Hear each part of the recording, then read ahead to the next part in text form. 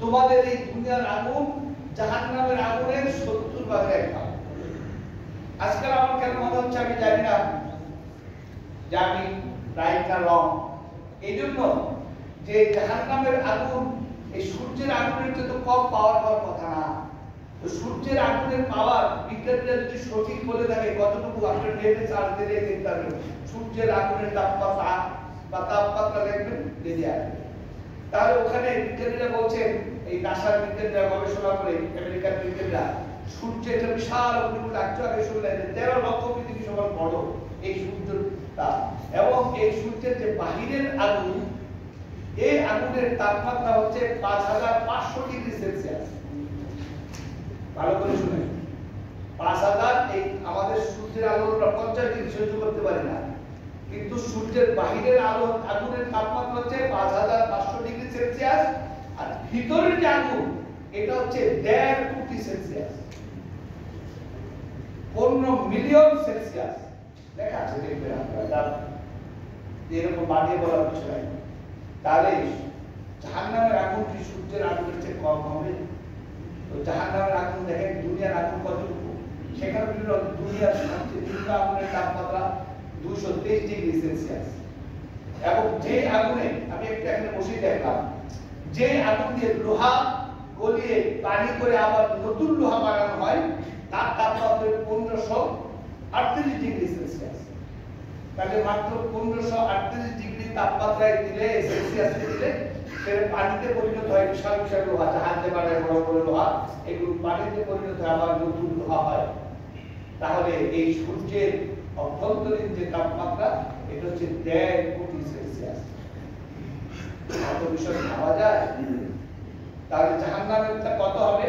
এই জন্য আমার মনে হয় হাদিসে যেটা, কারণ আগের দিনে অনেক সময় 70 অনেক বেশি বোঝানোর জন্য বলা হতো, মানুষ অনেক এই বিলিয়ন বিলিয়ন এই সংখ্যা জানতো না, 1-20 ঘন্টা। এই জন্য আসমা সিফাতের হাদিসে আল্লাহ রাসূল বলেছেন যে আল্লাহর 99টি নাম আছে, এই 99 যদি না বোঝে এই জন্য আল্লাহ বলছেন যে মিয়াতুল ইল্লা ওয়াহিদ, মানে একটা কম 100। তাহলে সহজ কথা হচ্ছে এই যে জাহান্নাম আমরা বারবার শুনছি, জান্নাত শুনছি, আল্লাহ বলেছেন ফারিকুল জান্নাত ওয়া ফারিকুল সাঈদ। এই দুনিয়ার যত মানুষ আছে আদম আলাইহিস সালাম থেকে শেষ পর্যন্ত যারা আসবে, 2 ভাগে বিভক্ত হবে। একদল মানুষ জান্নাতে যাবেন, আরেকদল মানুষ জাহান্নামে যাবেন। তাহলে জাহান্নামের কথা আমরা শুনছি, আল্লাহ রাসূল আমাদেরকে সতর্ক করে গেছেন, তার গোষ্ঠীকে সতর্ক করেছেন, তার বংশকে, তার সন্তানদেরকে সতর্ক করেছেন, এবং আল্লাহ রাব্বুল আলামিন কুরআন কারীমের মধ্যে আমাদেরকে দোয়া শিখিয়েছেন যে মুমিনরা বলতেন ওয়াল্লাযীনা ইয়াকুলুনা রাব্বানা আসরিফ আন্না জাহান্নামা ইন্না আযাবাহা কানা মারামা ইন্না সাআত মুস্তাকাররা ওয়া মাকামা। যে আল্লাহ আপনি আমাদেরকে জাহান্নাম থেকে রক্ষা করুন, কারণ কি এই আযাব হচ্ছে মারামা, মারামা মানে লেগে থাকে, আর ইন্না সাআত মুস্তাকাররা ওয়া মাকামা, এটা নির্দিষ্ট অবস্থান, একেবারে অবস্থানের জন্য এর চেয়ে ভয়ঙ্কর কঠিন জায়গা হতে পারে না।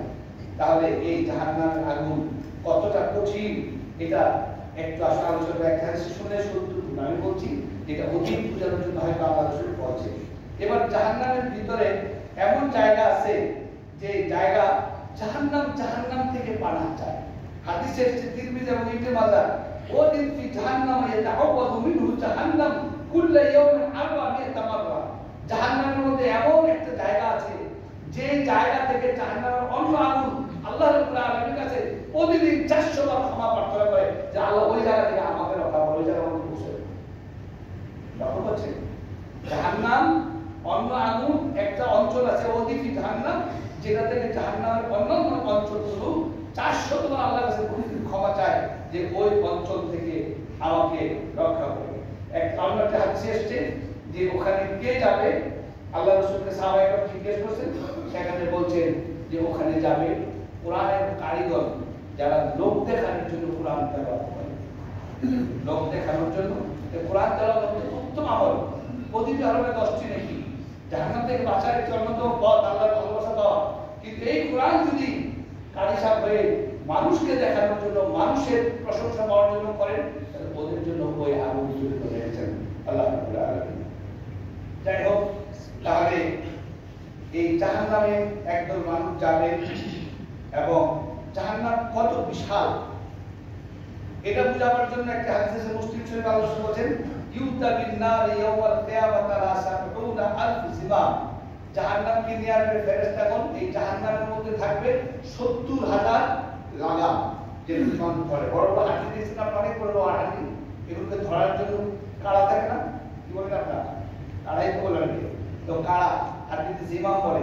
এই 70,000 জিমাম, এক একটা জিমাম কত বড় হবে বলা হচ্ছে, মা কুল্লি জিমামিন 70,000 মালাক ইয়াজুরুনাহা। কিয়ামতের দিন এটা নিয়ে আসা হবে 70,000 যে লাগাম থাকবে অথবা এই কাড়া থাকবে, এই প্রত্যেকটা কাড়ার মধ্যে ধরে থাকবে 70,000 ফেরেশতা। এই বিশাল জাহান্নাম এবং জাহান্নামের গভীরতা কত। হাদিসে এসেছে একদিন আল্লাহ রাসূল সাল্লাল্লাহু আলাইহি সাল্লাম সাহাবাদের সাথে বসেছিলেন, ওখানে আবু হুরায়রা হাদিসটি বর্ণনা করেছেন। তো তিনি বলছেন হঠাৎ করে একটা আওয়াজ শোনা গেল। এবার এই আওয়াজ শুনে আল্লাহ রাসূল জিজ্ঞেস করলেন, তোমরা কি বলতে পারো এই আওয়াজটা কিসের? তখন সাহাবারা বললেন, ইয়া রাসূলুল্লাহ, আল্লাহর রাসূল ভালো জানেন। তখন আল্লাহ রাসূল বলেছেন, হাদা হাজারুন রুমিয়া বিহি ফিন নার মুনযু 70 খারিফান ফাহুয়া ইয়াহবি ফি নার আর হাত্তা ইনতাহা ইলা কারা। মুসলিম শরীফ হাদিস, যে আজ থেকে 70 বছর আগে একটি পাথর জাহান্নামে পাঠানো, মানে কিনার থেকে ফেলানো হয়েছিল জাহান্নামে, ওই 70 বছর পথ ধরে ওটা জাহান্নামের নিচে আজকে পতিত হচ্ছে। কারণ আপনার পাথরটাকে চলছিল, কারণ যত ভারী জিনিস হবে তত গতিতে পড়ে।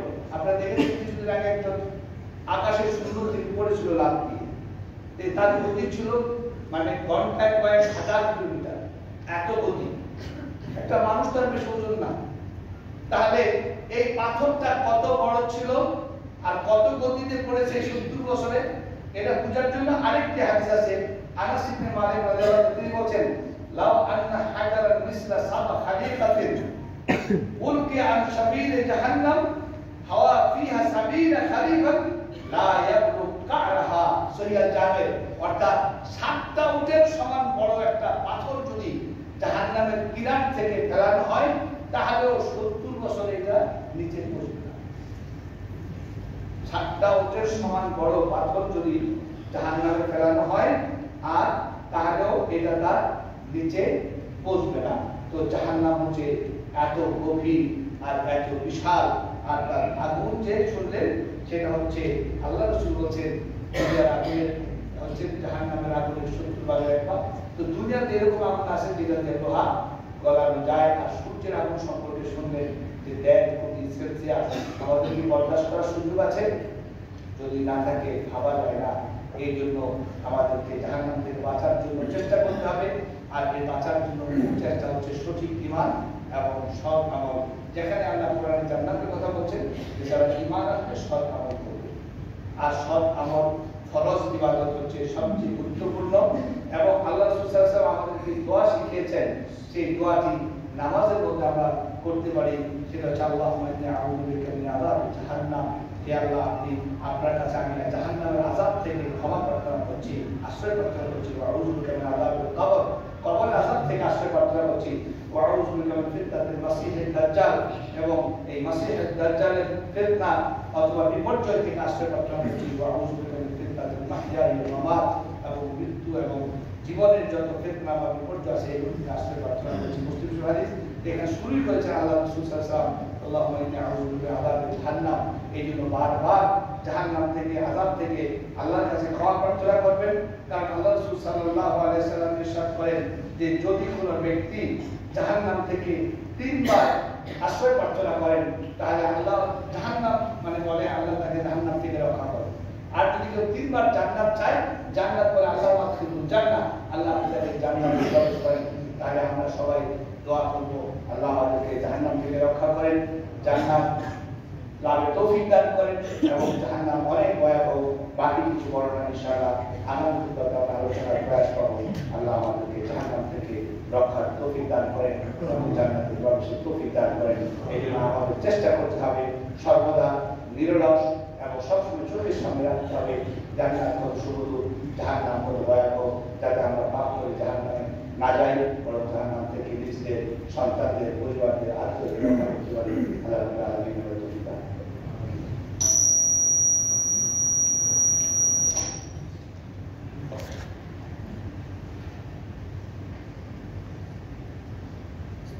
إن الحمد لله والصلاة والسلام على رسول الله وعلى آله وصحبه أجمعين.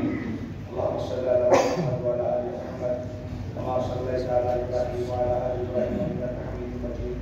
اللهم بارك على محمد وعلى آل محمد كما باركت على إبراهيم وعلى آل إبراهيم إنك حميد مجيد. اللهم أعز الإسلام والمسلمين. اللهم أعز الإسلام والمسلمين. اللهم أعز الإسلام والمسلمين. اللهم احفظ المسلمين من أيدي الظالمين في كل مكان. اللهم احفظ المسلمين من أيدي الظالمين في كل مكان. اللهم احفظ المسلمين من أيدي الظالمين في كل مكان. اللهم آتنا في الدنيا حسنة وفي الآخرة حسنة وقنا عذاب النار. وقنا عذاب النار. وقنا عذاب النار. اللهم أعز الإسلام والمسلمين. اللهم احفظ المسلمين من أيدي الظالمين في كل مكان. واذكرني أذكركم واشكروا لي ولا تحمدون.